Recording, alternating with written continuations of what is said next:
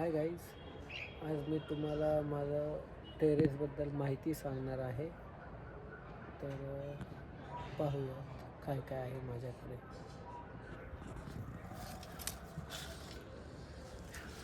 तर स्टार्टिंगला तुम्ही बघू शकता, हे शोचं झाड आहे. याला इथे असे बॉटमला फुलं येतात.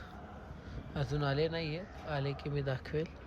त्यानंतर हे एक पालकचं झाड आहे. पालक नंतर हे आहे आपली तुळस. तुळस नंतर हे लिंबूचं झाड आहे.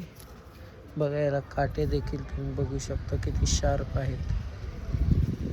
काटे बघा किती शार्प आहे.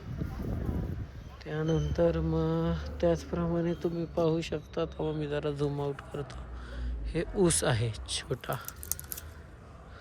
ऊस. नंतर इथे चिक्कूचं बघू शकता तुम्ही, मस्तपैकी असं झाड आहे. त्याला फुले सुद्धा लागलेले आहेत चिक्कूचे. थांबा मी झूम करतो.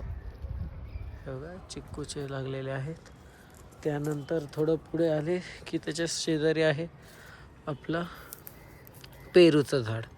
याला बोन्साय करण्याचा प्रयत्न आहे आणि यशस्वी झालेला दिसतच आहे, कारण की त्याचा खोडाची साईज बघा तुम्ही, ही भरपूर चांगली साईज आहे. आता याचे पुन्हा छाटून ते एवढंच हाईटला कसं ठेवता येईल त्याकडे आपलं लक्ष राहील. त्याच मागे जर तुम्ही बघितलं तर पपईचं ही झाड आहे. हे त्या साईडला कुंडी ठेवलेली आहे जागा नसल्या कारणाने. बघा हे पपई आहे. आणि मग पुन्हा तुम्ही बघू शकता, हे आहे लिंबूचं झाड. हे बघा, हे लिंबाचे पानं आहेत. त्याचा वास तुम्हाला कळेल, पण आता व्हिडिओत कसं दाखवणार वास, त्यामुळे कळणार नाही. तसंच इथं साईडला बघाल तर मग इथे आपण भरपूर असं पाणी देत इथे आळूचं रोपटं घेतलेलं आहे. चांगले आळू येतात, कधी कधी आम्ही घरी खातो. त्याचप्रमाणे त्याचं थोडंसं एकदम छोटंसं त्याला छिद्र केलेलं आहे, जेणेकरून सडू नयेत. बाकी कारण की इथे आता फक्त आळू नाही तर दुसरे 1-2 रोपटेही लावणार आहे. त्यातच बघा तुम्ही ऊससुद्धा आहे, कारण की ऊसाला आणि आळूला दोघांनाही भरपूर पाणी लागते.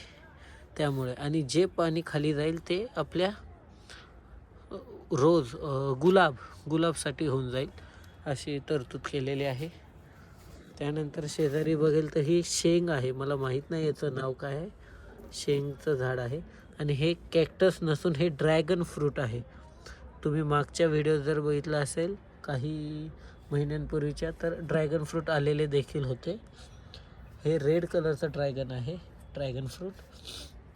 त्याचप्रमाणे आता परत आपण जर कुंड्यांच्या लाईनमध्ये जर आलो तर इथे बघू शकता हा कढीपत्ता आहे. हा कढीपत्ता भरपूर मोठा झाला आहे.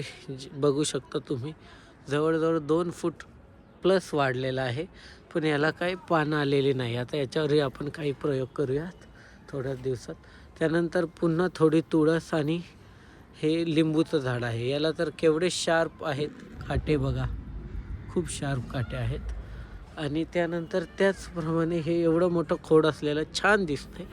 बट हे आहे मोरिंगा म्हणतो आपण, तुम्हाला माहीत असेल मोरिंगा पावडर किती महाग भेटते, त्याचं झाड आहे. आणि हे जो वेली आहे, ही वेली हे बघा, ही शेंगांची वेली आहे. मला माहीत नाही या शेंगांना काय बोलतात. काही झाडे मम्मी पप्पांनी सुद्धा लावलेली आहेत. त्याचप्रमाणे हे सुद्धा मोरिंगा आहे. बोन्सायप्रमाणे मस्त खोड झालेला आहे. याची साईज बघा. त्यानंतर आता आपल्याला बोन्सायची आवड असल्यामुळे आपण पिंपळाच्या झाडाला सुद्धा बोन्साय करण्याचा प्रयत्न केलेला आहे यात. त्यानंतर इथे बघू शकता तुम्ही, हे सीताफळ आहे जे आत्ताच लावलेलं आहे, अजून काही झालं नाही त्यात. हे सीताफळ आहे, हे बोन्साय आहे. पुन्हा ऊस, पुन्हा पपई आणि त्यानंतर पुन्हा थोडेसे छोटे योगा. हे मस्त बोन्साय होईल. आता याला मी बाहेर काढणार आहे लवकरच, 1-2 दिवसात. हे सर्व काही पिंपळाचे बोन्साय आहे, ठीक आहे. त्यानंतर इथे तुम्ही बघू शकता, याला थोड्या मुंग्या लागलेल्या आहेत, कारण की हे आहे डाळिंब, पोमोग्रॅनेट सुद्धा बोलतात इंग्लिशमध्ये. हे डाळिंबाचं आहे. याला भरपूर फुले आलेले आहेत आणि ते गळालेले आहेत. अजून एकदाही आपण याचं फळ खाल्लेलं नाही आहे, टू बी ऑनेस्ट. आणि मग पुन्हा बघू शकता हे सीताफळ पुन्हा आहे, याचंसुद्धा अजून आपण फळ खाल्लेलं नाही आहे. त्यानंतर आपल्याकडे लिंबाचे भरपूर झाडं आहेत. तर हे एक लिंबाचं झाड आहे, एका झाडापासून आपण तयार केलेले हे लिंबाचे झाडं आहेत. त्यानंतर तुम्ही पुढे बघू शकता. मला हा व्हिडिओ 7 मिनटापर्यंत ठेवायचा आहे. आता 5 मिनटं झालेला आहे. 2 मिनटात आपण हा संपून पुढच्या पार्टमध्ये पुढची माहिती देऊयात. तर बघा इथे आहे हे टोमॅटोचं झाड. हे तर कुठेही येऊ शकतं, टोमॅटो लावणं काही अवघड नाही. बट हे अंजीर, हे बघा तुम्हाला मी कुंडी साईडला ठेवून दाखवतो. हे अंजीरचं आपण बादलीमध्ये रोप घेतलेलं आहे आणि त्याला बोन्साय करण्याचा प्रयत्न केलेला आहे. बघा ते वर न जाता साईडला स्प्रेड होत आहे. आणि त्याचा फ्रूट जर बघाल तुम्ही, त्याला फळं किती घेतलेले आहेत तर मी झूम करून दाखवतो. हे बघा, तुम्ही पॉज करा आणि मोजा आणि कमेंटमध्ये सांगा किती फळं आलेले आहेत. ठीक आहे, तर आता जाऊयात आपण पुढे. हे आहे मिरचीचं छोटंसं असं रोपटं. त्यानंतर पुन्हा हे गवती चहा आहे. हा ऊस नाही आहे, तुम्हाला परत ऊस वाटू शकेल, पण हा गवती चहा आहे.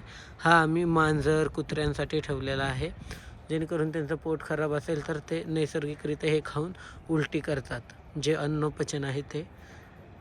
त्यामुळे हे ठेवलेलं आहे आमच्या कुत्रीसाठी.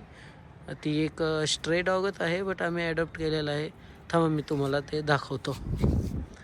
हे बघा कशी झोपलेली आहे. की रात्रभर भुंकत असते, त्यामुळे आता तिचे डोळे लाल झालेले आहे. आणि आपल्या व्हिडिओचा टाईमिंग 7 मिनटं होत आलेला आहे. तर भेटूयात पुढच्या व्हिडिओमध्ये. तोपर्यंत सबस्क्राईब करा. अधिक माहितीसाठी फॉलो आणि सबस्क्राईब करा. थँक्यू.